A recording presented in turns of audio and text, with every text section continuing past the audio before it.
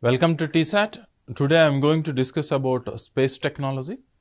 So, in the case of space technology is considered, space technology is the technology developed by space science or the aerospace industry for use in space flight, satellites or space exploration.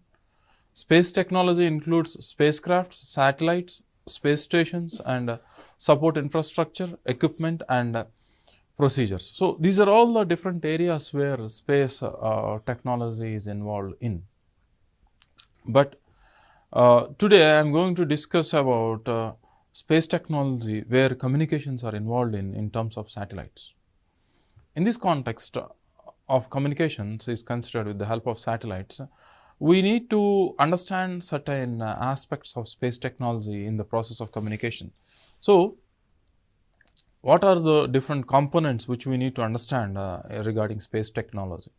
So, the different areas which we need to understand communications with the help of space technology are, for example, we need to know about different variant types of satellites, we need to know about different variant types of orbits, we need to know about different variant types of vehicles which carry satellites. So, in this context, when we are clear with this, we will be able to understand how communication happens with the help of space technology and what are the different applications of this space technology for the purpose of communications we are going to discuss. So, the upcoming we have got different topics regarding space technology in terms of application of space technology in the development of agriculture or industry, communications, etc. There are many different aspects being given in the syllabus. So, to understand how space technology is applicable in these areas, we need to know what this technology is, how this technology has been applied. So, in this session, I am going to make you clear how this infrastructure for space technology exists for solving all these problems. In this context, we need to know what a satellite is. A satellite is an electronic system which is placed in an orbit, which contains transponders and electronic systems where the satellites have got the capacity to radiate certain frequencies of electromagnetic radiation like radio waves, or they can even receive the electromagnetic radiations. So, in this process, the signal is being used for the purpose of communications. So, because we have got different electronic systems like microphones, etc., which can convert one form of energy into another form of energy. Sound energy, the microphone may convert it into mechanical energy into an electromagnetic wave or electrical signal. So, in this process, what is happening is the satellite transmits the information to you with the help of electromagnetic radiation. So, this satellite is kept in an orbit. An orbit is a circular or elliptical path in which an object moves. So, here in this case, a satellite need to be launched into an orbit, and the satellite is an electronic system containing electronic systems like transponders, which can not only radiate electromagnetic radiation like radio waves, they can also receive the waves based upon the bandwidth and frequencies and variation of the electromagnetic radiation.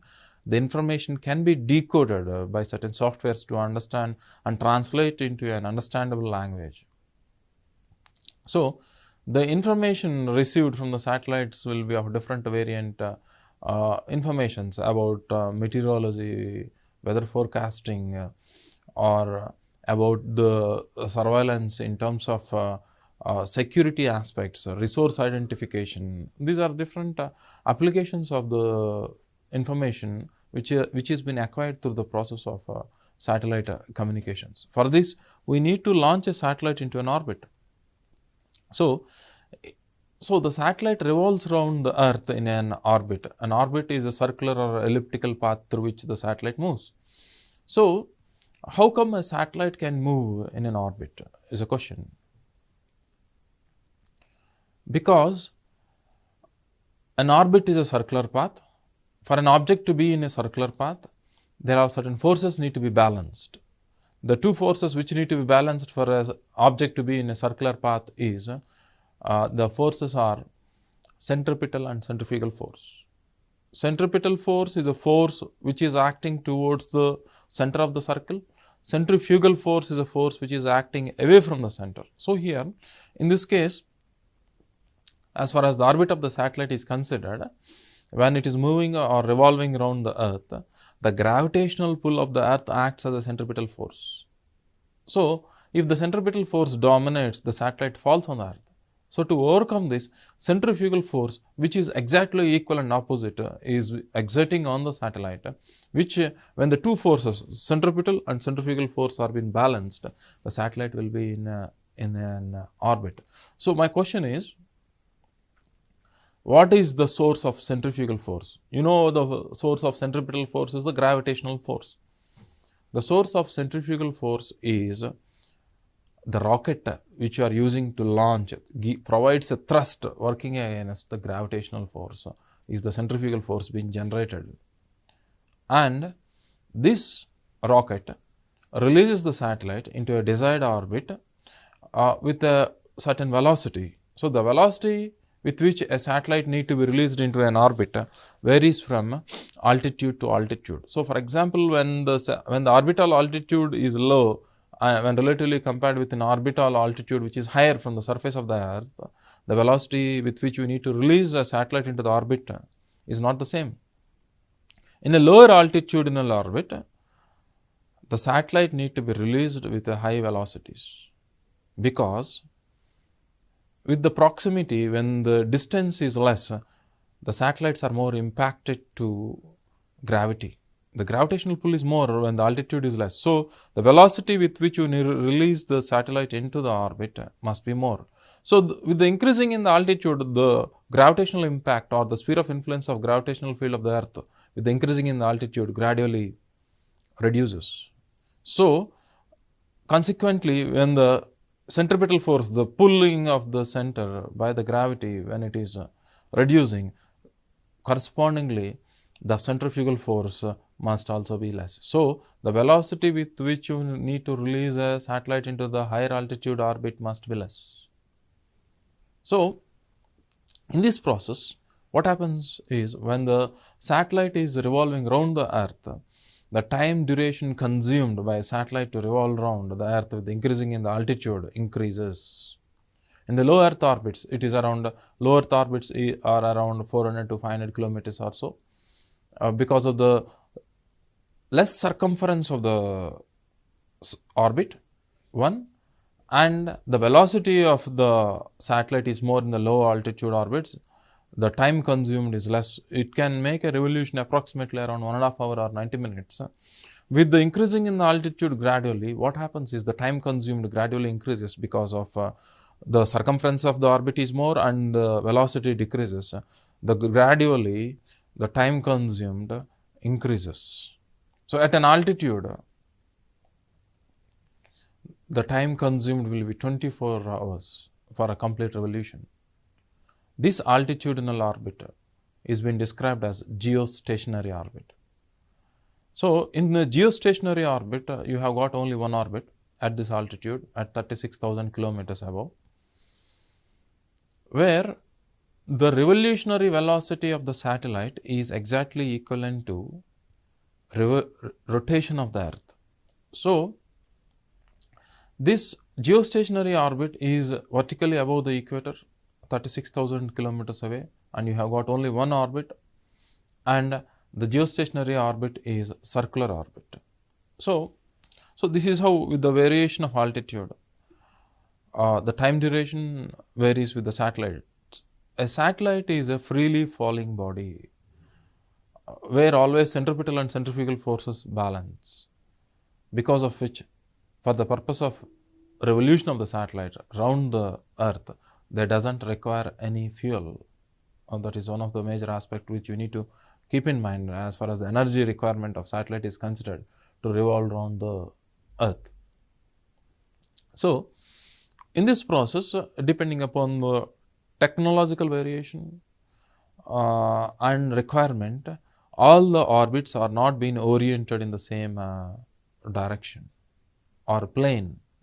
So, different satellites are being loaded into different variant types of orbital planes. So, what are they? We will be discussing before completing what satellites are. So, as you have come to know that satellite is an electronic gasket generating electromagnetic radiation for the purpose of communication. Satellites are being classified into IRS and INSAT variants of satellites. IRS variant of satellite is IRS means Indian Remote Sensing Satellite. Remote sensing means sensing some information from a region where you cannot access it physically. So, which is known as IRS satellite. So, Indian Remote Sensing Satellites are satellites which are for remote sensing. The information from that remote region where physical access is not possible for you, the information can be anything. The information can be the kind of weather forecasting or the kind of low pressure trough or a cyclone being developed in the Bay of Bengal or Indian Ocean or Arabian Sea, or it can be about the formation or the way the monsoons are being formed, or it can be about the spying conditions, or it can view about the way the infiltration of terrorists in the borders of our country, or it can even gives you information regarding the distribution of resources,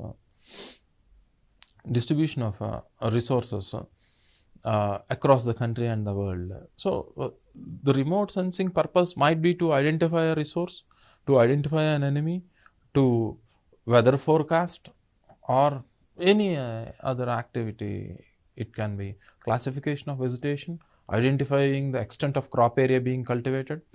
So, the information is highly diversified depending upon your requirement. For these purposes, remote sensing satellites are being used. In the case of INSAT variant of satellites, INSAT stands for Indian National Satellites. These Indian national satellites are basically used for the purpose of communications. For example, direct to home, you have got dish TVs in your home. So, the information is received by these televisions at our home is through INSAT variant of satellites. In this case, after knowing the main basic class of these satellites, so as part of current affairs, you might be knowing that different variant names will be given, OceanSat or EduSat. These are different variant names of either of these satellites. The names to those satellites are being given in terms of the name of the program, or INSAT 2 or some suffix will be given added to this INSAT or IRS. This suffix is the name of the satellite. It indicates the time duration of launch, technology involved, purpose, aims and objectives. It is always the suffix can be said as the name of the satellite, which indicates its characteristic features. Otherwise, every satellite being launched will be either IRS or INSAT. These satellites in the orbit are being launched by rockets. A rocket is a vehicle which carries the satellite into the orbit. So, here we have got different variant types of vehicles. So, in the initial days of the ISRO formation, SLV, satellite launch vehicle, and augmented satellite launch vehicles are the incipient initial mode of rockets which we have made. Now ISRO is not using these kind of vehicles. Now we are using polar satellite launch vehicles and GSLV, geosynchronous launch vehicles. An advanced variant of GSLV is GSLV Mk2 and GSLV Mk3. So, and SSLV is small satellite launch vehicles. So, these are the three variants right now which are being used by ISRO. Polar satellite launch vehicles, the name itself says that this is a rocket which launches the satellite into an orbit where the orbit is incoherent with the North Pole and the South Pole of the Earth. So, if this is the Earth, if this is North Pole and South Pole, the orbit is incoherent to the North Pole and South Pole. So, this is known as a polar synchronous satellite or an orbit into which PSLV launches the satellite into these orbits. Geosynchronous launch vehicles launches the satellite into orbits known as geosynchronous orbits. Geosynchronous orbits are orbits where the satellites move in the direction of Earth's rotation more or less above the equatorial region. So, the purpose of these two satellites are different. One is for remote sensing, the other is for communications. Small satellite launch vehicles are vehicles which are used to launch nano small satellites into low Earth orbits. Those are experimental purposes and research purposes to encourage students from different universities. These are also used for these different kinds of experimental purposes also. So, now I have explained you the orbits. Orbit, as you know, is a circular path through which, or an elliptical path through which a body moves. So, depending upon the orientation of the orbits,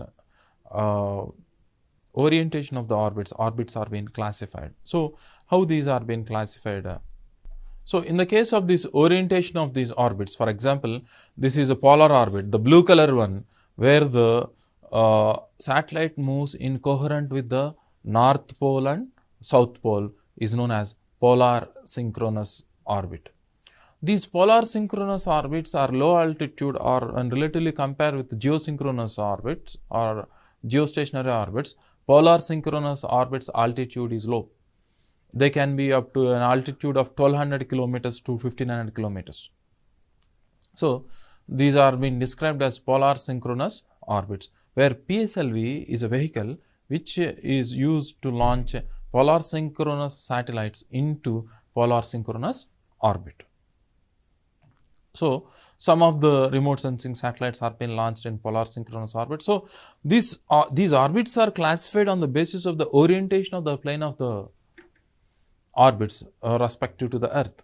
Polar synchronous orbit is oriented in synchronous with the North Pole and South Pole. That is the reason why it is known as polar synchronous orbit. So, in the case of geosynchronous orbit, or geostationary orbit is a variant of geosynchronous. So, which is revolving around the Earth in the direction of Earth's rotation above the equatorial region. So, now with this diagram you might have differentiated between polar synchronous and geosynchronous. So, all geosynchronous satellites are not geostationary, because when the altitude of the geosynchronous orbit is less than 36,000 kilometers, the time duration consumed by the satellite to revolve around the Earth will be less than 24 hours. So, this altitude, at the altitude of 36,000 kilometers or 35,786 kilometers, some approximate variation you will be having. So, this is an orbit. This orbit is also known as Clarke's orbit, because first Clarke is the one who has first hypothecated imagined the existence of geostationary orbit. Later it is been proved. That is the reason why this orbit also is being named on behalf of Clarke. So, in the case of geostationary, as I have mentioned, the satellite revolves around the Earth equivalent to the velocity of Earth's rotation. That is the reason why it seems to be stationary, even though it is not. Relative to the surface on the Earth, the satellite seems to be stationary because they are moving with the same velocity. So, the advantage with geostationary satellite is always a satellite will be available to you for the purpose of communication. 24/7 communication has been possible with the help of geostationary orbit. So, this is the fundamental difference between polar synchronous orbit and geosynchronous orbit. So, PSLV is a vehicle which launches the satellites into polar synchronous orbit. GSLV is a vehicle which carries the satellites to geostationary or geosynchronous orbits. The third variant of orbit is low inclined orbit or highly elliptical orbit or Monlier orbit. These are the synonymous words.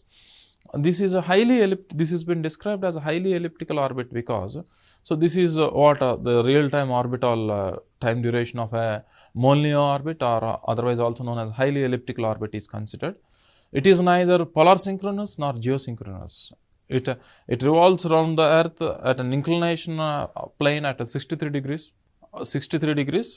and the revolutionary time duration of this orbit is 12 hours. So, this is a substitute to geostationary orbit. So, why this is considered as a substitute to geostationary orbit? Because there are certain limitations in terms of geostationary orbit.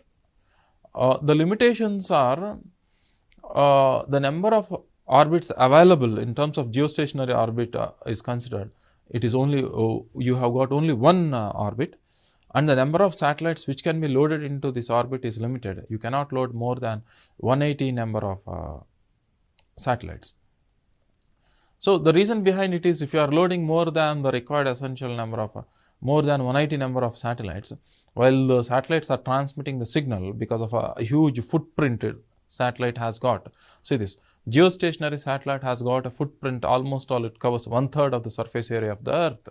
So, when you are placing more number of satellites, the footprint intercepts with one another, leading to destructive interference of waves, leading to failure of signal transmission.